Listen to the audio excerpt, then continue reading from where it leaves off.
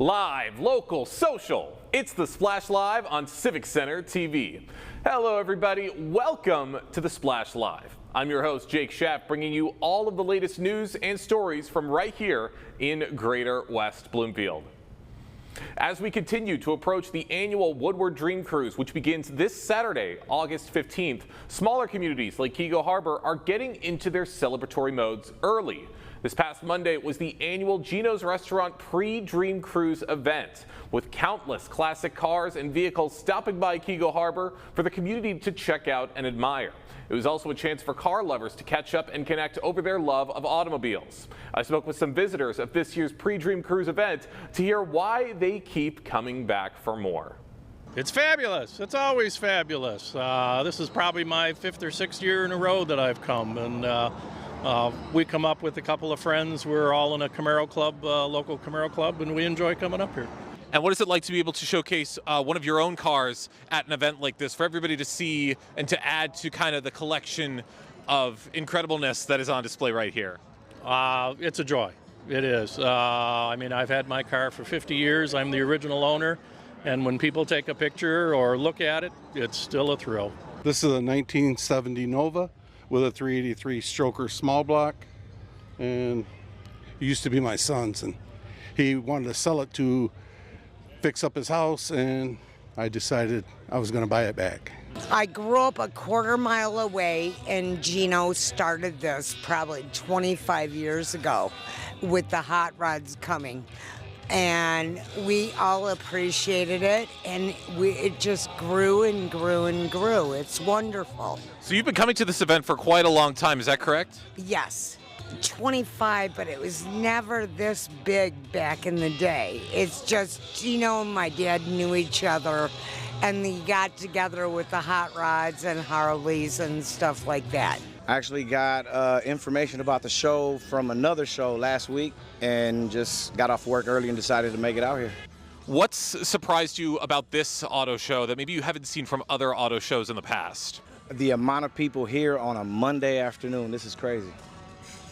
It's pretty big show for a Monday afternoon. It's overwhelming. It's unbelievable. It's beautiful. And the sense of community and how many people I've bumped into I haven't seen since high school is amazing.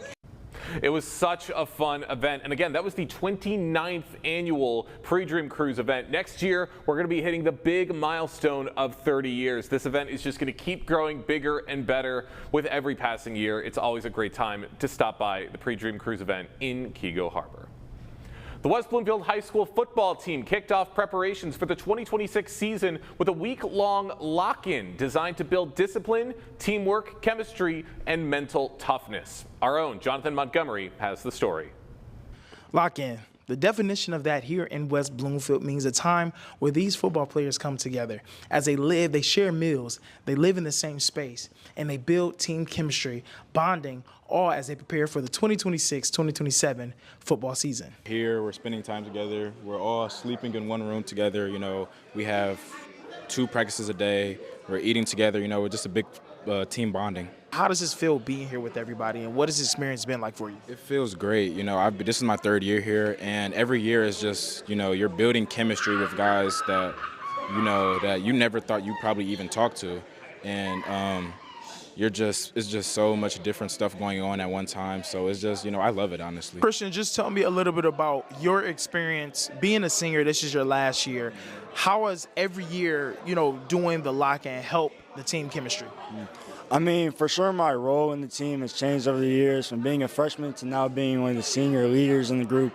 So I'm really trying to connect and, like, kind of make this team as one through every level, from freshman to varsity. It doesn't matter. Like, we all trying to play as one, so we could have kids from freshman move up to varsity, or JV move up to varsity, even if we need it or for depth. Building team bond is like really important because like if you don't have a bond with your team, you can't win games. So like the years, like I'm a senior now, so the years coming, like it's always a good bond. Like we always get closer to each other, and it makes it easier on the field. Like communication wise, even when your guys mess up, you can lift them up. It's just makes it easier so we can get our job done on the field. Hearing from these athletes, I'm learning that the lock-in is more than just a time for them to have fun, but it is a great way for them to prepare as they take on the 2026 football season. For Civic Center TV, I'm Jonathan Montgomery. Big thank you to Jonathan for going out and getting that story. Yes, we are inching ever closer to football season here within Greater West Bloomfield. The West Bloomfield Lakers will be back out on the football field before you know it, and they will be ready for another exciting season. Can't wait to see it. Oakland County continues to put an emphasis on helping and assisting the veterans of the community. On August 28th from 9 a.m. to noon, their next Veterans Resource Fair will be taking place. These fairs bring a wide range of organizations and service providers together under one roof, giving veterans and their families the opportunities to address multiple needs during a single visit. Here to tell us more about their mission and this upcoming fair is Oakland County Veterans Services Divisional Manager Garth Wooten. Garth, thank you so much for joining us today. Thank you for having me. Of course. Always love talking about stuff like this. Great ways for everybody in the community to stop by to get these resources. For someone who has never attended one of these fairs before, what can they expect when they walk through the doors of an Oakland County Veterans Resource Fair? Yeah, so we have 3 time slots assigned, so either 9 a.m., 10 a.m., or 11 a.m. As you indicated earlier, the resource fair goes from 9 a.m. to noon. They come in, and if they have registered, they are entitled to a Meyer voucher of $100, which is an incentive to try to get them to actually come in and attend the resource fair, and it also provides them with some food assistance, obviously. And they can come to the Oakland County Veterans Services table and receive that Meyer voucher, and then they can go around and connect with all the resources that are going to be at that resource fair. That's right, making sure that everything is available for these veterans so that they can feel comfortable and that they have everything that they need for the rest of their life. And these fairs have grown quite a bit over the last few years. How have you seen this vision in these fairs evolve over the last several years, would you say? Yeah, at the first, they actually started out just as a food assistance where we actually gave out food boxes, and that was it. Basically, they came in, we gave them a food box, and we didn't have the other resources available. Then we said, let's kind of expand these, make sure that veterans are connecting to all the benefits that they're entitled to. And then we got some grant money from the state of Michigan. We were able to purchase the Meyer vouchers to use that as an incentive, and really that has really helped us expand. We started out, we would get 100, 200. Now we get close to 500 veterans and dependents that attend each resource fair. Wow, quite a big jump. And as you said, lots of different organizations are being represented at these events for so many different purposes. How do you determine which resources veterans need the most and which partners should be involved with this resource fair? Yeah, first and foremost, we want to make sure that everything that they're providing to veterans or their dependents is free of charge. So nobody can charge anything at these resource fairs. We also screen them to make sure that they're not taking advantage of veterans, trying to create a list that they will then call later to try and sell them something or anything of that nature. Then we also try to make sure that we're trying to give them resources that will help them financially, in health care.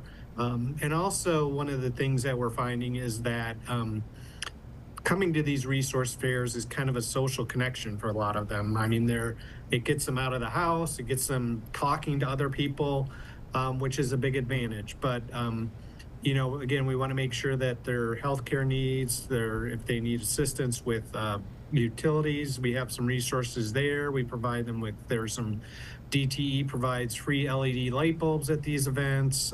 Our health department is there providing immunizations at these events. So, and those are all provided free of charge, of course.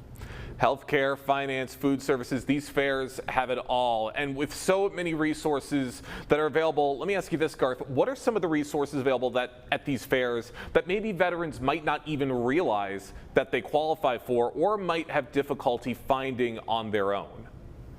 Yeah, the first and foremost is our office is there, so we obviously can assist them in filing for any benefits that they're entitled to from the VA. So a lot of times veterans think, oh, I've got to do this on my own. The process is very complicated. There's a lot of bureaucracy, a lot of forms to fill out. So we can connect with them. We can actually go through that process with them and make it as simple as possible and make sure that they're connected to all those veterans benefits that they're entitled to. There's also some benefits for our veterans who are hard of hearing.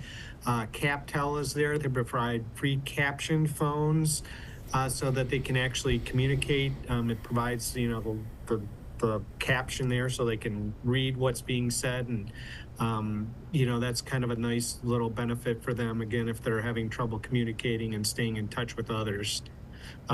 There's also Thaw is usually there, which provides, it's the heat and warmth fund. They can provide utility assistance if they're struggling to pay their utility bills. Michigan Works is there to assist them if they're looking for employment. MSU Extension is there with nutrition information. Oakland County Parks is there with parks information. There's a lot of different resources that that veterans can connect to that they may not be aware of. For example, Oakland County Parks veterans are entitled to entry into any Oakland County Park free of charge. That's amazing. So many incredible resources available at these fairs. For those just joining us on the Splash Live, I'm talking with Garth Wooten, the Oakland County Veterans Services Divisional Manager, talking to us about the Veterans Resource Fair that's going to be coming up in Oakland County on August 28th from 9 a.m. to noon. Now, as you were saying, Garth, lots of different resources available. When it comes to these veterans, a lot of them are older. It's a lot of information that's being thrown at them. It can get overwhelming. And I think you just touched on this a little bit, but how important is it to have benefits counselors available in person to sit down with veterans and to help them navigate the claims process? Yeah, as you indicated, a lot of our clientele are older, and the technology is a challenge. I mean, I'm at that age where I sometimes struggle with technology and trying to do everything online. So we actually meet face-to-face with veterans, and we complete the forms for them to make the process as simple as possible. Again, if you're trying to do this stuff on your own, it's a real challenge, and we're advocates for you. So we're going to make sure that you get what you're entitled to. We're going to complete the forms that are necessary. We're going to submit them to the appropriate place. We're going to do all the follow-up necessary, including an appeal if it gets to that stage. So again, we try to make the process as simple as possible, and we value that face-to-face connection. It's so much better and a much better way to connect and make sure that people understand what's going on rather than trying to do something via computer or over the phone. That face-to-face interview is crucial, we feel. I completely agree, and it's amazing that you guys are creating this warm and inviting environment, but you're also creating one that these veterans know that they can trust and that they know that they are in really, really good hands. And I'm curious, how have you seen the fairs, or how have you seen the veterans grow and change as a result of these fairs and stopping by and learning about these resources firsthand? Yeah, I think it's like, as I indicated earlier, we've really expanded the number of veterans that have been able to attend these fairs. It's beneficial from them actually connecting to these benefits, and then also I think as an opportunity for them to get out, socialize. Veterans, when they get together, they have that connection. They all served, so for them, sometimes they're able to see people that they haven't seen in a while, or from that social aspect, it's also an important aspect. Also, the food assistance that we provide through the Meyer vouchers has been very beneficial. As you know, and anybody knows, food prices over the last couple of years have gone up pretty dramatically, and for veterans or dependents who are maybe on a fixed income, that's created challenges. So the Meyer vouchers are that little extra help, hopefully, that gets them to be able to have a nutritious, healthy food sources available to them.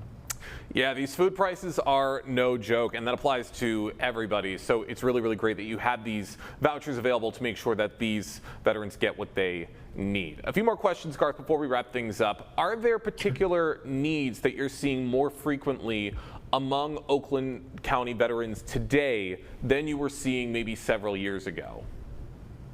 Well, the food assistance obviously is one that I just touched on.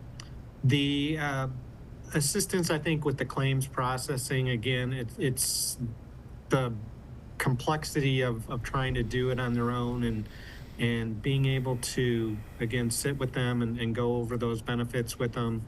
A lot more veterans are becoming aware of the possibility of, that they may have a service-connected disability. The VA has expanded a lot of the presumptive conditions for those veterans that were exposed to Agent Orange, and also they expanded them to include burn pit exposure for those that served in Iraq or Afghanistan, which has greatly expanded the number of veterans that may be eligible under it. And it was some legislation under what's called the PACT Act, which was probably the biggest expansion of veterans benefits, at least in the 29 years that I've been working with veterans.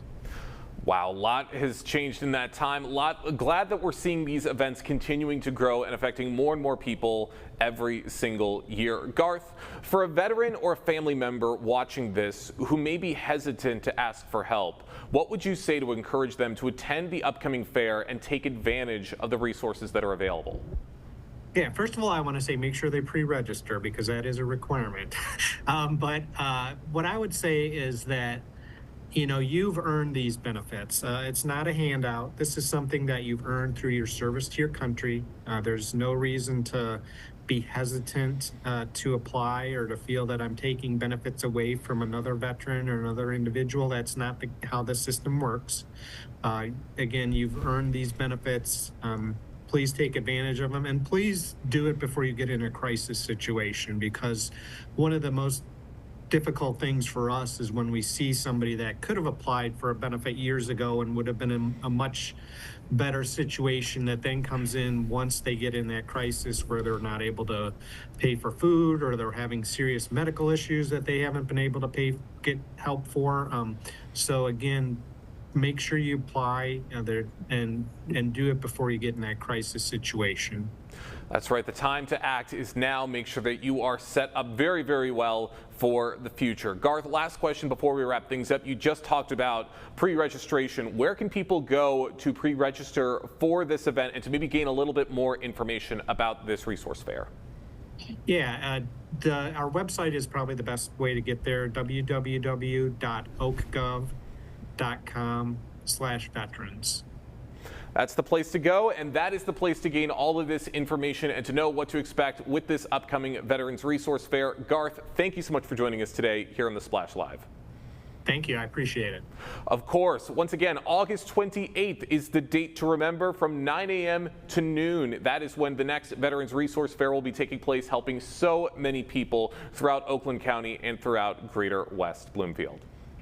In case you missed some of the election results from last week, one of the votes was to determine the charter proposal for Cass Lake Village. The proposal was passed with an overwhelming 88% of the vote to help finalize their transition to becoming an incorporated village. Chris LeDuc, a board member with the Cass Lakeside Community Association, joined us on the Splash Live to tell us what this means for Cass Lake going forward.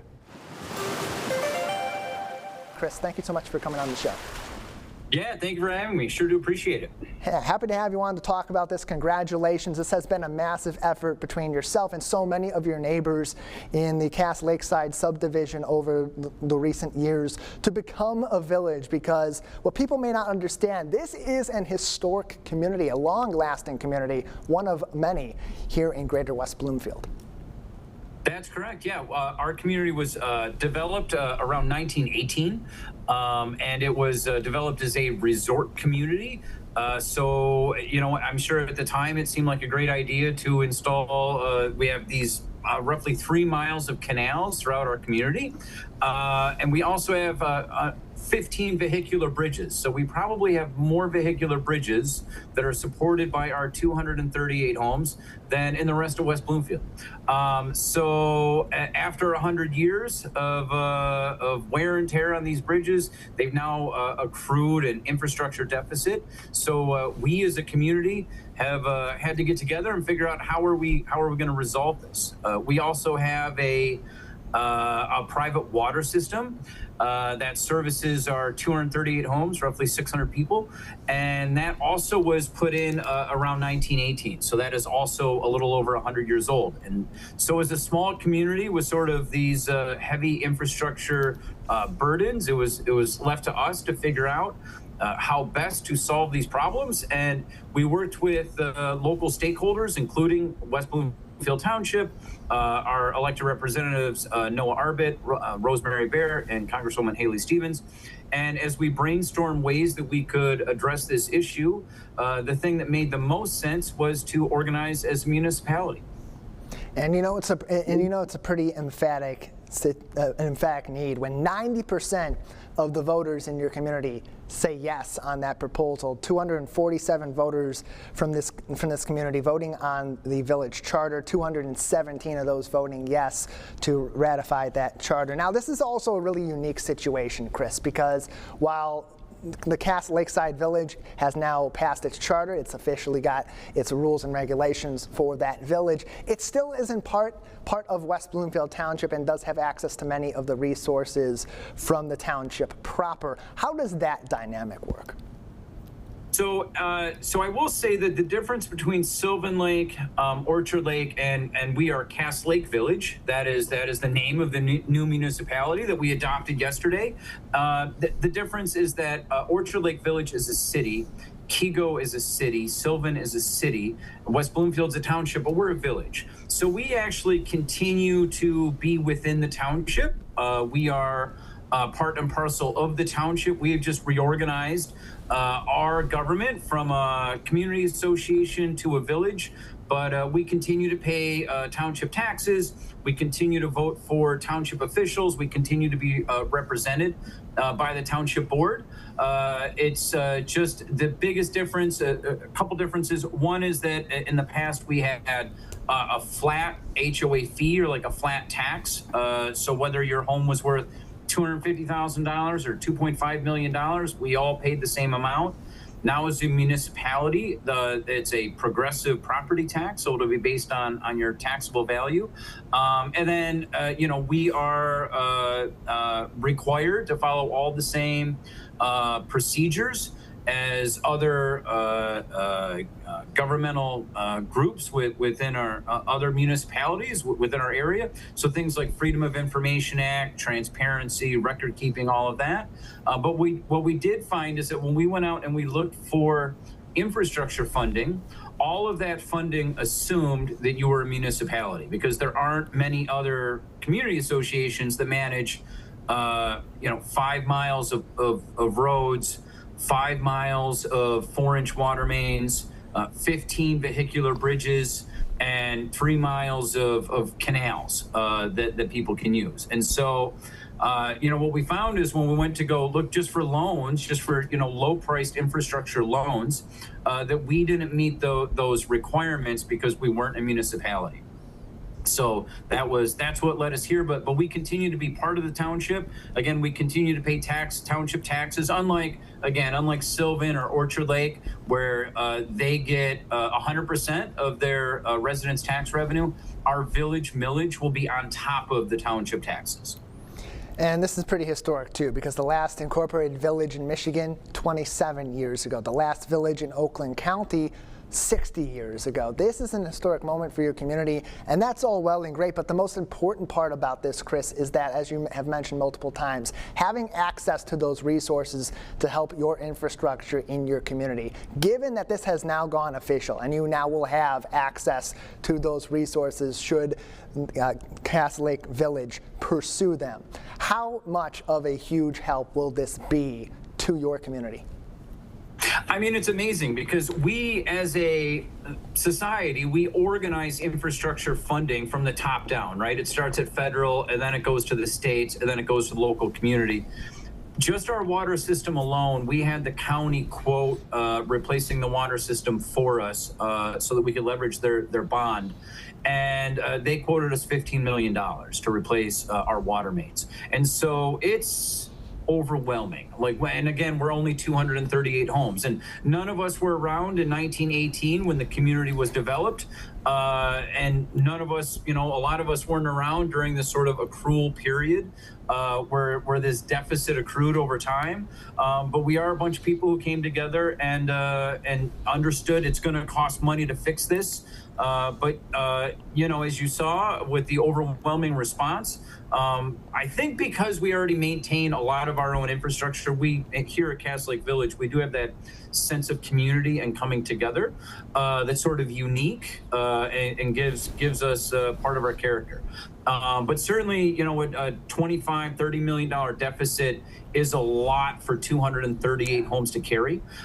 So, in Michigan, we have things like the drinking water revolving fund, right?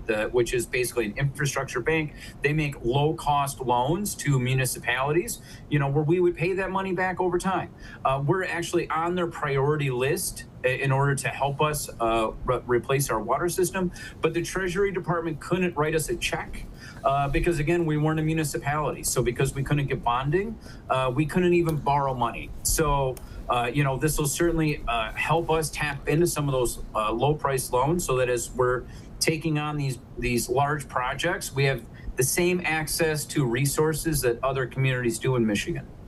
Chris LeDuc is an HOA member of Cass Lakeside, was the chair of their village committee, and is a resident of what is now known as Cass Lake Village right here in the greater West Bloomfield community, with their village charter passing by 90% affirmative vote in the August primary here in the state of Michigan. Chris, you had mentioned it earlier on. This was a long process. It's a daunting process, and it was taken on by residents of the community like you, not by government leaders, not by those with experience in making this all happen. So when you mentioned the support of local and state representation and helping this process move along, what does that mean to your community in Cass Lake Village? So, I would say that these are other people who are experts, right? And they have visibility at what all the options are. So I think that the most support, there were a few things. One that came out, all three of the representatives that I mentioned, as well as representatives from the township, all came out and did community meetings to help, kind of validate that this is something that made sense for us. But as much as anything, since they see all the resources, they said, this is your best move forward. Nobody was necessarily pro-village, just being candid, because it's a heavy lift, like organizing a new municipality. It has, as you said, it hasn't been done in a long time. So we don't have zoning ordinances. We don't have a planning commission. And again, this is all volunteer driven. So it's a heavy lift. And so before we made that lift, having these experts come in and really roll up their sleeves and spend a lot of time with us and say, and explore all the other possibilities and validate both to our leadership and to the community, this is our best bet. That was incredibly helpful. And how will these resources ultimately help you not only provide what you need, the updates that are vital to Cass Lake Village, but also to maintain the identity that's had for over 100 years, that so-called Little Venice that it is here in greater West Bloomfield? Yeah, that's correct. And, it's people are like, thanks for all the time and effort, because it's been a 4-year process. This is the culmination of a 4-year process. But I'm just grateful that I live in a community where they're willing to try new things and they're willing to get together and come together and work together. And as you see, it passed by an overwhelming number, but that's a result of us sitting in a lot of rooms and making space for everybody's ideas and making sure that everybody's heard. And then we all get together and we vote. And so, I'm just grateful that we all decided to come together and try this crazy experiment, because even when we were talking to like the Attorney General's office about organizing and the State Boundary Commission, and we were looking at the processes, most of the people that were involved the last time this happened weren't in government or with us any longer. And so again, having sort of that support from those officials at helping us navigate through the process has been invaluable. And a pretty cool moment for everybody in our local area, especially for those in Cass Lake Village. It's not often you're able to make history while also directly helping the very people you live amongst. Chris, before we let you go, now that Cass Lake Village is officially Cass Lake Village, what are the next steps for your community there? Well, now the work begins. And so, as I said, we don't have zoning ordinances. People are like, if somebody wanted to add on to their house tomorrow, we don't have any way to tell them if it's okay or not. So the first thing we need to do is set a moratorium on any building projects. We need to have an intergovernmental agreement with the building department or hire building officials to come in. So it's a pretty heavy lift. And I think that we're all pretty aware of what that is. But fortunately, we have a wealth of talent here in our village and a spirit of togetherness and that, many hands make light work. So the next steps, we have a long task list. But I'm encouraged by everybody's willingness to step up and take on a little piece of it and see over the next 2 years. The first term for all village council members is 2 years. And so one of the residents asked on our Facebook group, what do you see in 2 years? And, I want to see transparency. I want to see civic engagement. And I want to see us stand up a functioning sort of normal government, because it is sort of a unique experiment. So that's what I'd like to see. Those are the next steps. Oh, before you can do the work of a village, you got to be a village. And that's exactly what Cass Lake Village did in the August primary. Chris, before we let you go, anything else, your lasting message to the community as you've surpassed this big milestone for your village?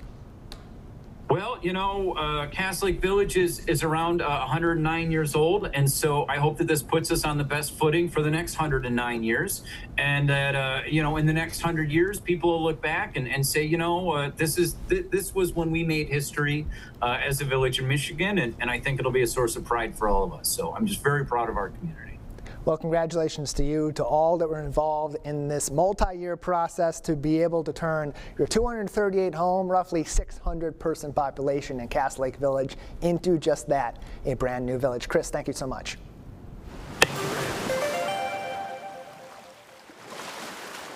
Big congratulations once again to Chris LeDuc and to everybody with Cass Lake Village. Can't wait to see what is to come in their future. Still, one of the big talking points in West Bloomfield was a recent traffic incident that occurred alongside Orchard Lake Road last Monday when a large semi-truck tipped over into Pine Lake, spilling some fuel into the water and needing to be rescued by the Road Commission for Oakland County. Thankfully, no one was seriously hurt, and the damage done to the road and lake could have been much worse than it was. And that is thanks to the hard work of our first responders and the Road Commission themselves. I recently stopped by the Road Commission's offices in Waterford to speak with Gary Allison, a superintendent with the Road Commission, to hear what he witnessed on the scene and what the community should remember for the future. I got the call about 9:24 p.m. on that evening, and that the guardrail had been torn out and a truck had gone into the lake. So once I got on scene, the recovery effort was well underway, and the wrecker companies were there already hooked onto the tractor trailer and were attempting initial lifting to get it raised and pulled back toward the road. The trailer and truck that went off there, we were able to just remove the rail that had been damaged. That section, we were able to bring it back up through that same area right there. But I think several of the biggest rotator type wrecking trucks that are around in this county and area were there. So I think there was several companies had their biggest rotator wrecker trucks there to get it up. So yep, it took a while with the size and the weight. With fuel. Usually tanks, unless they're directly ruptured or there's a line torn off of them opening the tank to immediate spillage, usually everything in the tank will stay intact. So the amount that was leaked was fairly minimal, just the lines and such up from the front of the cab and the engine compartment, and maybe small amount underneath the truck, but thankfully that was minimal. But the biggest takeaway is to report any leakage so that a response can begin. The sooner the response begins, the less time it has to spread. So getting buoys and containing it, no matter what the amount, containment is the first step, and then proceeding to absorbing it. So again, reasonable time of in response is critical. The Road Commission is ready to respond to any issues anywhere on the road. We just need to be notified first. So if people can call or email or text our dispatch, our Department of Customer Service, we're aware of it, then we can respond. What do you want maybe community members within Greater West Bloomfield to remember as they're driving along that stretch of road, especially if they're operating heavy vehicles like this one? Yes, I definitely recommend following the advisory speeds that are posted. The warning signs, the curve signs going through there have advisory speeds. I actually slow way up myself when I'm driving through there. I rarely even go above 20 miles per hour, especially as you're coming to those curves. And no matter which direction you're going, northbound or southbound, everybody should pay attention to traffic in the other side of the road, because some trucks have a difficulty with staying in their lane, depending on their length, the length of the trailers, etc. You just need to be very aware going through that set of curves. Be cautious on the roads. There's many road users, so having patience with others and just taking your time when there's warning signs or advisories, and when traffic builds up sometimes along that stretch there, especially northbound, the traffic can back up. So just being patient with all the road users out there and giving adequate space to others to use the roads. Usually the drivers that get impatient and want to get ahead of this or that other driver, they usually end up at the same place about the same time anyway. So you just have to take your time when you're getting through these kind of areas. That's right. Always be cautious when you're out on the road. You never know what can happen. There can be minor accidents. There can be major accidents. Always be prepared for whatever you see and manage the traffic accordingly. So big thank you to the Road Commission for Oakland County for letting me stop by, get that interview, and for the work that they've done in cleaning up the accident that took place recently. All throughout the month of August, Marshbank Park has been the place to be every Wednesday night. The fun will be continuing this upcoming Wednesday, August 19th, as their Marshbank music series continues with a performance from rock band Clay and the Mud. Clay and the Mud is a four-piece pop rock band made up of West Michigan musicians. The group was formed in 2020 and has developed a strong presence throughout Michigan's live music scene. Lead singer Clay Fenema joins us on the Splash Live to tell us more about the band and their upcoming performance. Clay, thank you so much for joining us today. Thanks for having me. It's a pleasure. Of course, this is definitely something I'm very interested in. Love getting to talk about music, love getting to talk about local musicians that are making their way here to Greater West Bloomfield. For people who may be hearing of Clay and the Mud for the first time, how would you describe the band's sound and what you bring to the stage? We really try to do a huge variety of music. You know, one thing we really kind of pride ourselves in is being able to appeal to a huge audience. So kind of no matter what type of age group is out there or what you might be interested in or like for music, we'll give you something you'll love. So we really try to just appeal to everybody and put on a really fun show for you. Those are always the best kinds of shows, something for everybody, making sure that no one is being left out. There's always a song or two for you in that lineup. Now, Clay and the Mud, as I said, was formed in 2020. What initially brought the members together, and how would you say the band has evolved since those early days? So beginning on, like, we were all in different bands at the time, and my goal for this project, Clay and the Mud, was to have a side band, that we could experiment with new music. The bands that myself and the other members were in at that time were more hard rock bands, and we all had different interests, like, more pop music, 90s music, stuff that maybe wasn't so hard rock. And instead of changing our current band's sound, I was like, well, let's put together a side band. Let's go out, get some other members and get everybody together, and let's just experiment with new stuff, because that way we weren't pigeonholed into a certain genre and we could branch out more. And that started as kind of doing a bunch of 80s new wave, and then went into 90s, and then it went into writing music, and now it's just, we just do everything. We do funk, we do 70s, 90s, like I said, so a bit of it all. So it's definitely evolved into something really exciting.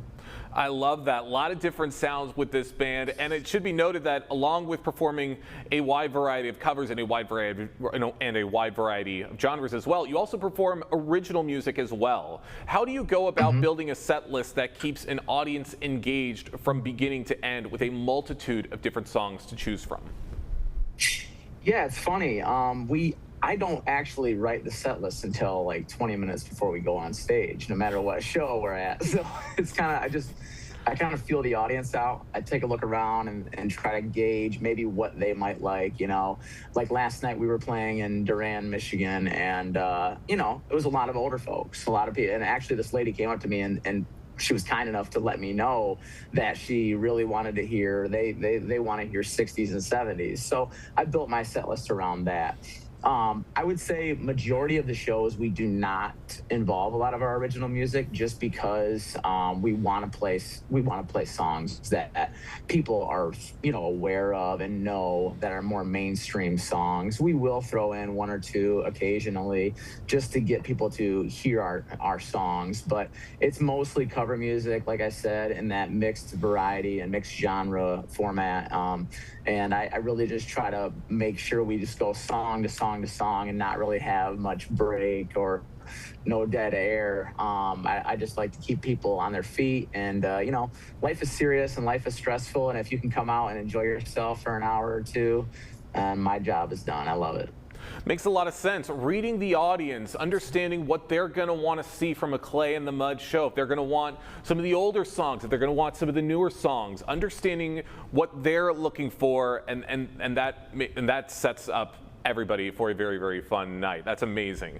Now, Clay, what is it about performing live that keeps you coming back to the stage, and what do you hope audiences take away from a typical Clay in the Mud show? Yeah, I would say it's just I know it sounds cliche, but it's my love for music. I've never been much of a studio guy. I do know, like, going in the studio is important to write music and to, you know, develop your craft in that aspect. But I really just love performing. We do about 80 to 90 shows a year, and in the summer we really turn it up. So this summer we've done about 40, 45, I think, by the end of the summer, and I just love playing. And I think that it is so important to get out there and be seen organically.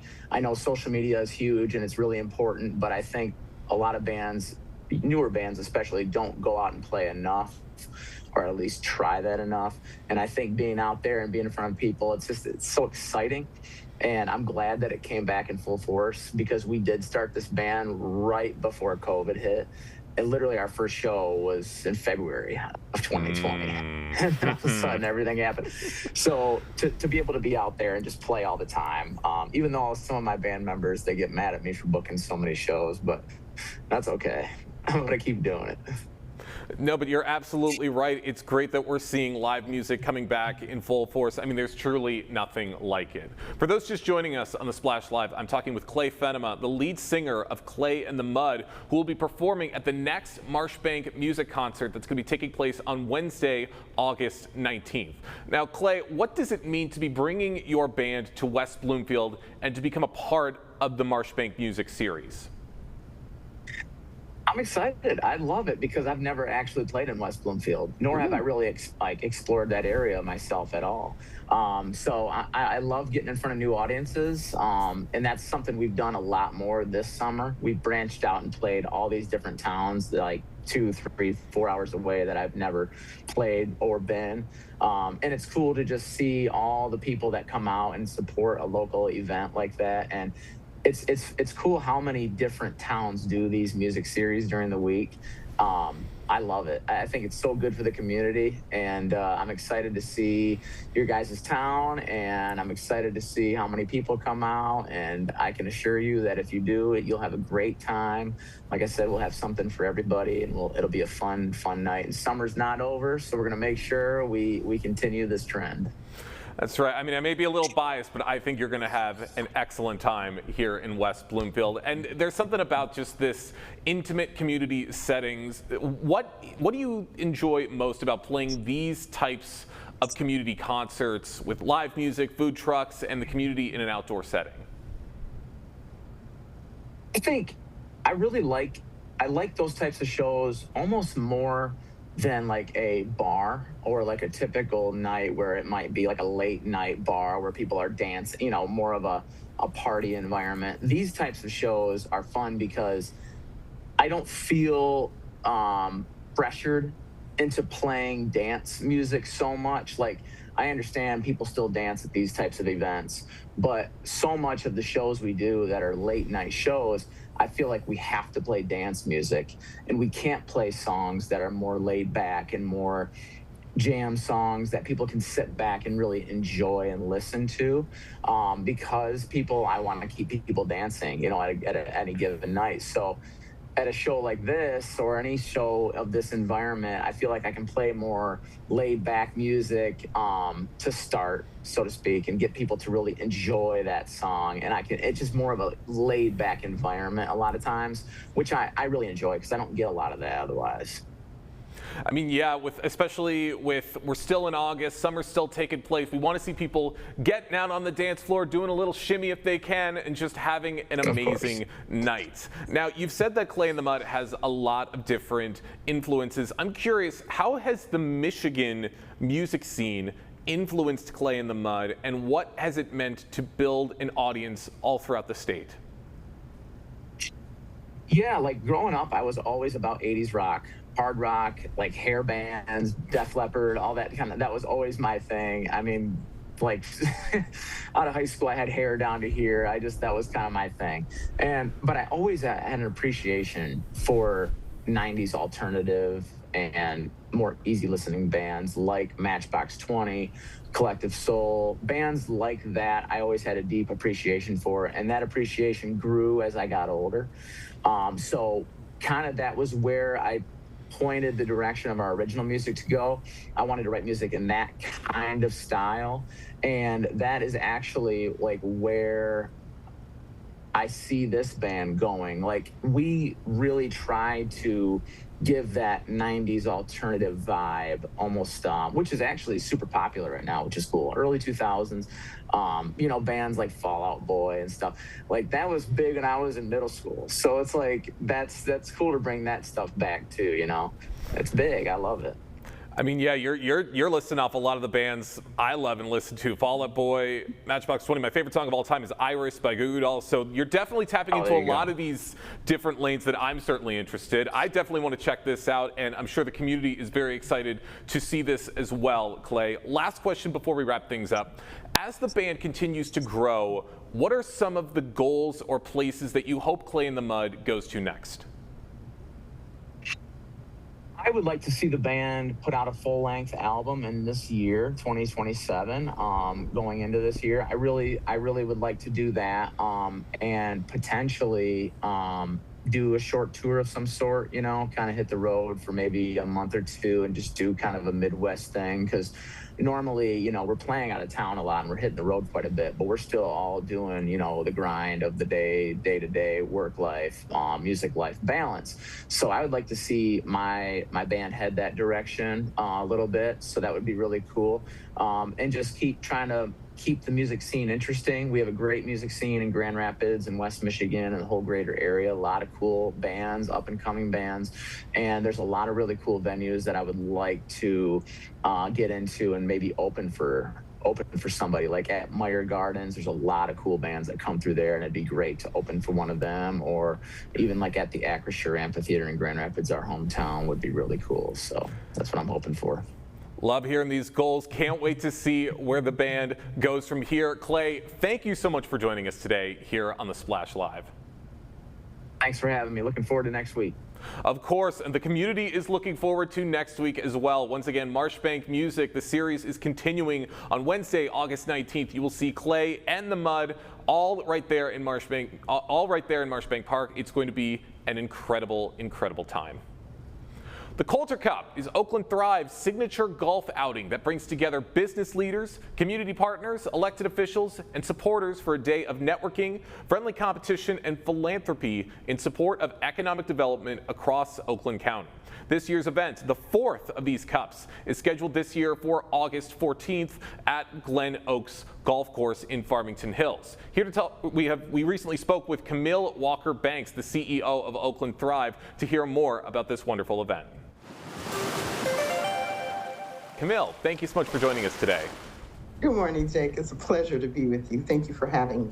Of course, it's great to be having you join us today. We definitely want to be getting into this. It sounds like a really, really fun event that's coming up. For viewers who may not be familiar with it, what is the Culture Cup and what inspired Oakland Thrive to create this event? So this is the fourth annual Culture Cup, and it's become Oakland Thrive's signature event, outing, fundraising event. What spurred us is that County Executive Dave Coulter entrusted us to, with his name, in an effort to raise money for programming, the connectivity, the work that we're doing with Oakland Thrive. And that's amazing. And the fact that this has been going on for 4 years already is just a testament to how much it's already made an impact. How has the Culture Cup evolved since its first year, and what growth have you seen in both participation and community support? So what I've heard, because this is my first time actually leading the Culture Cup as the new CEO, but the Culture Cup is designed to bring recreation, relationship building, and economic impact all together in one room. What I've noticed or what I've heard over the years is that as our audience has grown, as the corporate and philanthropic and the business needs have changed, Oakland Thrive's needs, since our mission is to support businesses of all sizes across Oakland County, the needs shifted, and so we are evolving, our audiences are evolving, and so the growth that we're experiencing as Oakland Thrive is mimicking the growth that we're experiencing in our small business community. So I'm finding that in this fourth year, a lot of the larger corporate organizations are leaning in and engaged, and it's growing, the audience is growing, so there are a lot of new partners and corporations and connectors that are going to be engaging this year. And I suspect that going forward, it would only get better. I mean, we've even evolved the event where we have special programming specifically for non-golfers. So not only are we inviting foursomes and experienced golfers to come, but we have an LPGA professional coming to teach Golf 101 for the non-golfers. There will be wine tasting, there will be games and opportunities for, like as I said, a broader audience to come together to build those relationships that are needed. Again, the whole goal is the economic impact in Oakland County by the small business community. Wow, lots of things for people to enjoy. Definitely sounds like a very, very fun day. And the Culture Cup does so much to benefit Oakland County as well. How are the funds raised through the Culture Cup reinvested into programs that benefit businesses across Oakland County? So what Oakland Thrive leans in on is supporting business owners where they are, business owners and entrepreneurs. That kind of support, we provide technical assistance, one-on-one coaching. We have a cache of experts that inform our smaller size businesses. So there's a mentoring and opportunity with our work.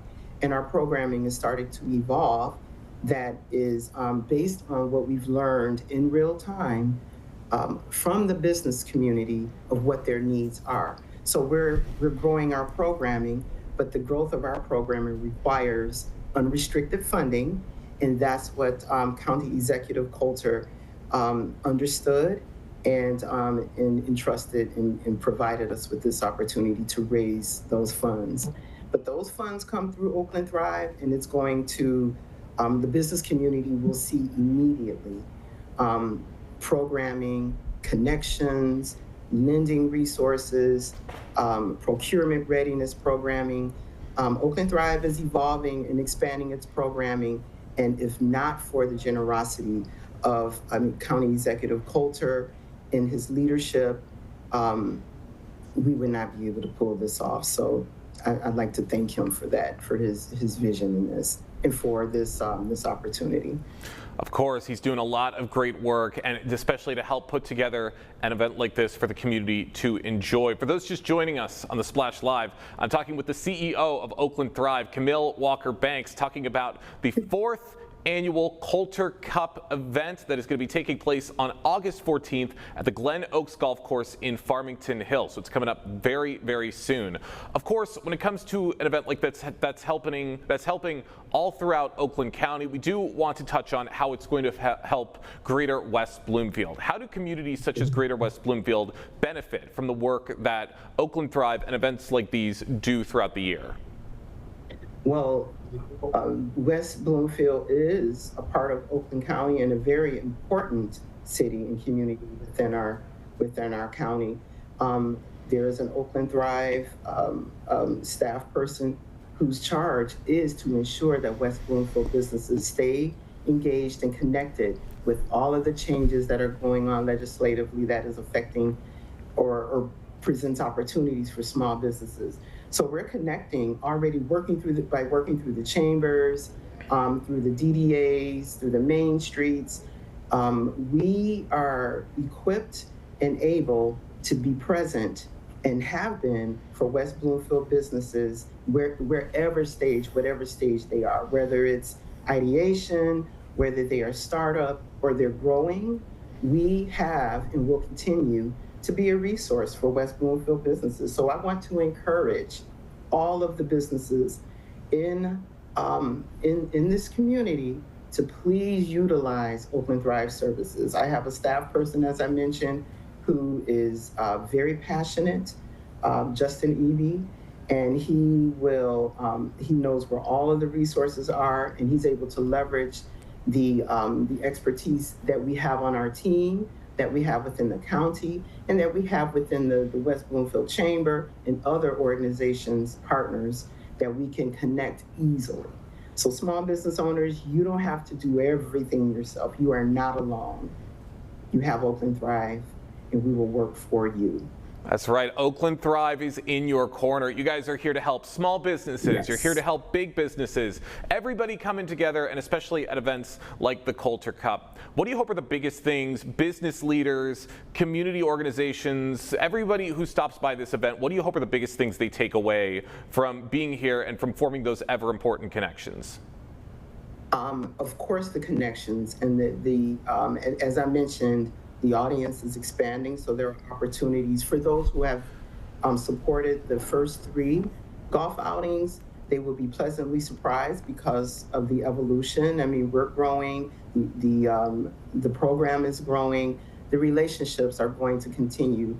I want people to walk away feeling excited about their role in supporting small businesses and the economic impact that small businesses are and have always brought to communities. I mean, small businesses actually hire usually from the communities in which they're located. So I want our participants to walk away with new relationships.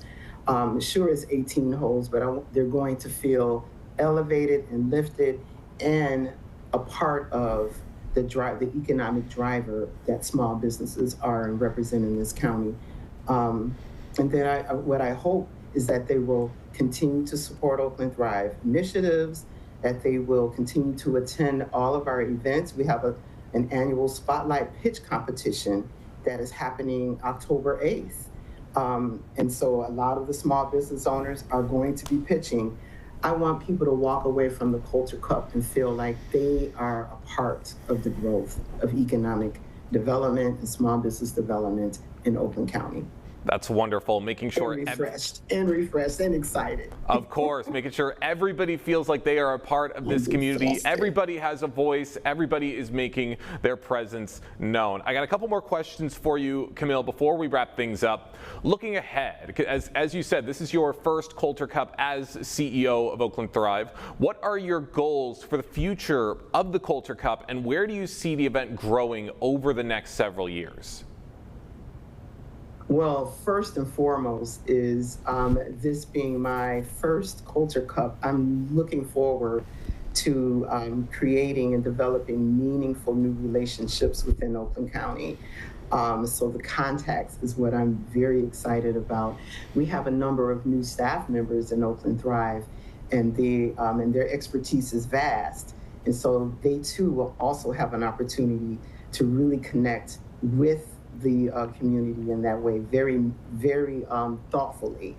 But as Oakland Thrive broadens its platform and continues to showcase Oakland County businesses, the entrepreneurial achievement is of course prime. I mean, that's our mission, but revenue, I'd love to see. We're sponsoring there are a number of vendors that are actual small businesses from around the county who will be engaged. I would love to see them walk away with new customers and with a new approach, perhaps, to the way that they can continue to serve these new potential customers. The mission will remain the same with Oakland Thrive. And again, the goal is to support businesses of all sizes, but making those connections in an environment that is fun and lively is where I see the future going. But the experience is changing. As I mentioned, it isn't just for golfers. We have experiences for non-golfers, and that's new.